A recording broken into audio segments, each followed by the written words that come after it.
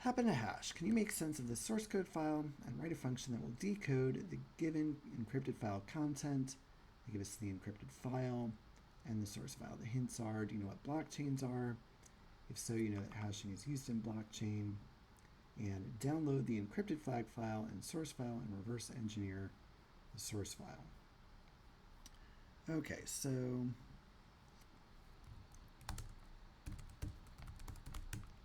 here is the file that they've given us.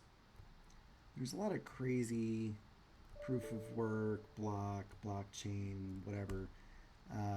But what's really interesting here is this encrypt file. So this encrypt file takes in a plain text and a key. It takes the SHA-256 hash of the key and then uses that as an exclusive or cipher with the plain text, which has been folded in with a bunch of stuff. So they like read in the secret and they fold in all this crazy stuff. But really all we're going to need to do is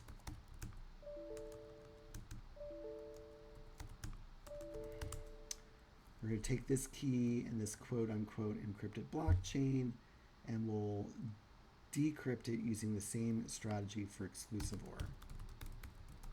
So I've created this file. This is basically the same file.